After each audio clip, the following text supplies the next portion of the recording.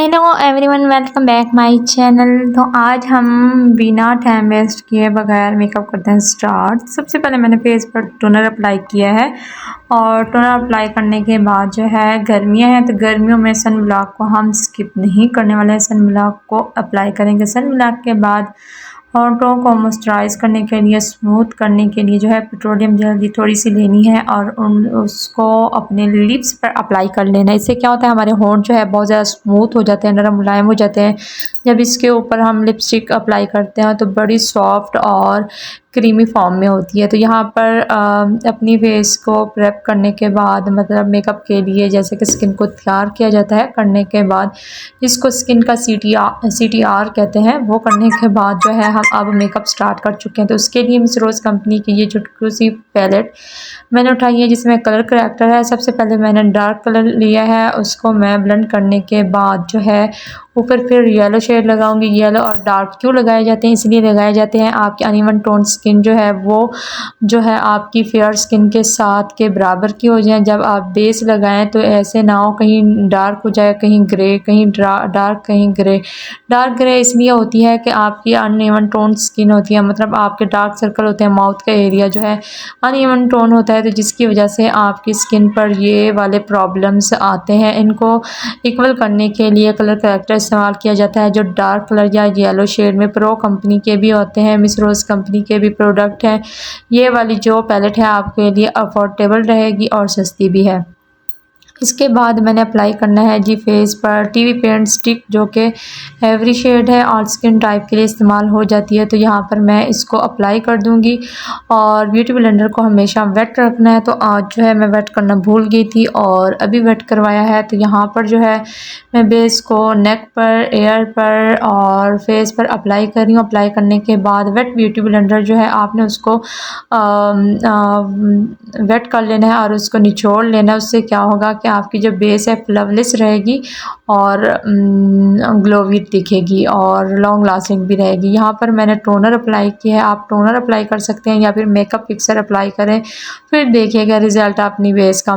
तो अच्छा जी, यहाँ पर मेकअप फिक्सर जो है मेरा ख़त्म हो चुका। बाकी हेयर स्टाइल मैंने ये वाला किया हुआ है।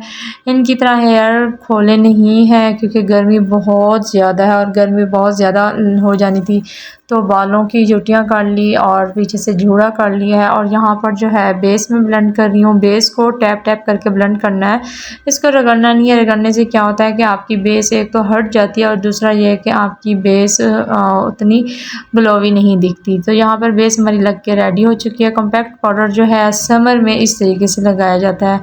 एक ब्रश लें, उसको जैसे हम ब्लिच लगाते हैं उसी तरीके से हमने इसको लगाना है। इससे क्या होगा कि हमारी जो स्किन को जितना चाहिए होगा कॉम्पैक्ट पाउडर उतना अप्लाई होगा, बाकी एक्स्ट्रा नहीं होगा।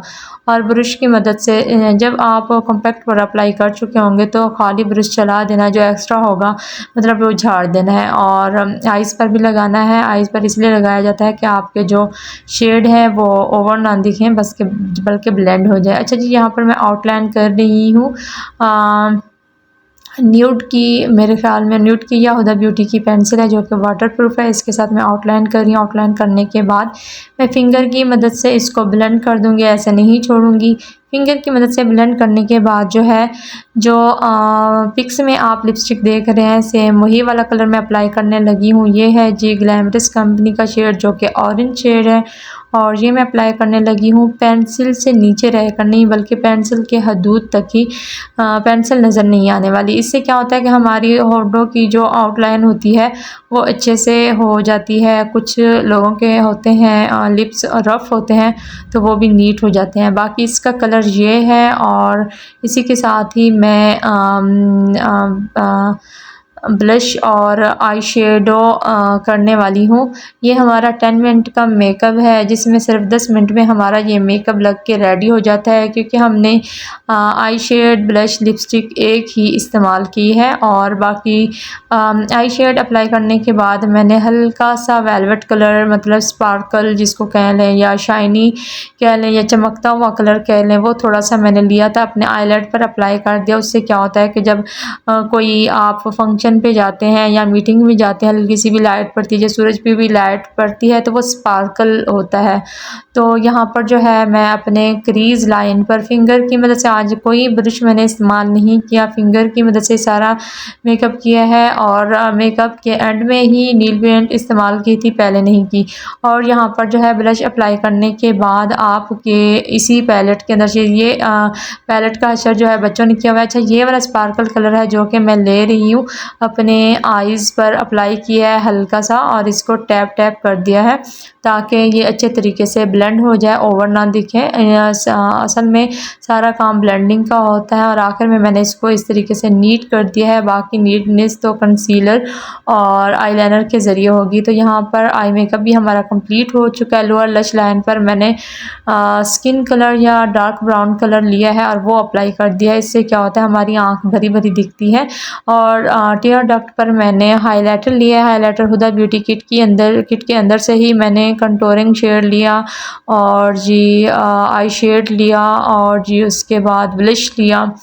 تو یہاں پر مسکارا میں اپلائی کر رہی ہوں۔ مسکارا اس لیے اپلائی کر رہی ہوں تاکہ مجھے فیک آئی لیشز لگانے کی ضرورت نہ پڑے۔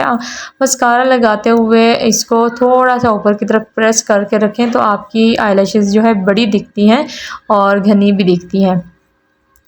تو میں اس کو تھوڑا سا اوپر پریس کر کے رکھتی ہوں، اور کیمرے میں اتنا میں نہیں دکھاتی کیونکہ ویڈیو پھر لمبی ہو جاتی ہے، کافی سارا میں کٹ بھی کر دیتی ہوں، لیکن اس کو نا اوپر کی طرف میں تھوڑا سا پریس کر کے رکھتی ہوں تو آنکھیں جو ہیں بڑی دکھنا شروع ہو جاتی ہے۔ تو یہاں پر ایبرو کی فلنگ کے لیے ہدا بیوٹی کی پینسل لی ہے میں نے بلیک، اس کے ساتھ میں کر رہی ہوں بلینڈنگ کے فلنگ کر رہی ہوں۔ فلنگ کے بعد جو ہے اسپولی لی ہے، اسپولی کے ساتھ میں نے اس کی بلینڈنگ کر دی تاکہ یہ اس طرح نہ دکھے کہ میں نے ان کی فلنگ کی ہے، بس حسب ضرورت کی جتنی مجھے چاہیے تھی۔ براؤن کلر سے بھی آپ کر سکتے ہیں، باقی لائنر کی جگہ یہی پینسل میں نے اپلائی کی ہے۔ آپ کوشش کریں کہ برش کی مدد سے لگائیں، میں بس پینسل کی مدد سے ہی کر رہی تھی۔ ہلکا سا میں نے ونگ لگایا، اس کو ایسے ہی نہیں چھوڑنا بلکہ میں نے چٹکو سا برش لینا ہے۔ برش بھی میرے پاس ہدا بیوٹی کے ہیں، اور اس کے ساتھ میں نے اس کی بلینڈنگ کر دینی ہے۔ تو اس کو اپلائی کرنے کے بعد جو ہے میں نے ایک ہدا بیوٹی کا برش لینا ہے، اس کے ساتھ ان کی بلینڈنگ کرنی ہے، اور لوور لش لائن پر بھی ہلکا سا لے آؤں گی، اور ٹیئر ڈکٹ پر بھی ہلکا سا میں نے اپلائی کر دیا ہے۔ اتنا زیادہ نہیں کہ ٹیئر ڈکٹ پر جیسے کیٹ آئیز بنائی جاتی ہیں، نہیں، بلکہ ہلکا ہلکا کہ تھوڑا تھوڑا جیسے ٹچ دیا جاتا ہے اس طریقے سے ٹچ دیا۔ ابھی میں نے ہدا بیوٹی کی کٹ کے اندر سے ایک ترچھے اینگل والا برش لیا ہے جس کے ساتھ میں اس کی بلینڈنگ دے رہی ہوں، اور اس کا ونگ اس طریقے سے میں تھوڑا کریٹ کرتی ہوں کہ ہینڈ کے ساتھ آپ کی جو فنگر ہے اس کو آپ نے ایبرو کے اینڈ تک لیج کے جانا ہے، یہ کچھ اس طریقے سے۔ اس سے کیا ہوتا ہے کہ آپ کی جو نوک ہے تھوڑی اوپر تک چلی جاتی ہے، اور آپ کی آئیز جو ہے بڑی اور کھلی ہوئی دکھنا شروع ہو جاتی ہے۔ یہ تو ہمارا آج کا ٹاپک، آئی ہوپ کہ آپ کو اچھا لگے گا۔ اور یہ جو لک تھا یہ تھا میم قندیل بلوچ کا، اورنج کلر کی ڈریس میں ان کا تھا۔ تو آئی ہوپ کہ آپ کو اچھا لگے گا۔ اگر اچھا لگے لائک شیئر سبسکرائب ضرور کیجیے گا، اپنے جانے والوں کے ساتھ شیئر بھی کر سکتے ہیں، اور فیڈ بیک تو لازمی دیجیے گا۔ انشاءاللہ کل ایک نیو لک نیو میک اپ کے ساتھ ملاقات ہوگی۔ آج کی ویڈیو میں بس اتنا ہی، دعاؤں میں رکھیے گا یاد، اور فیڈ بیک ضرور دیجیے گا۔ اور ابھی میں نے نیل پینٹ بھی لگا لی، اورنج کے ساتھ بلیک نیل پینٹ لگائی۔ اللہ حافظ۔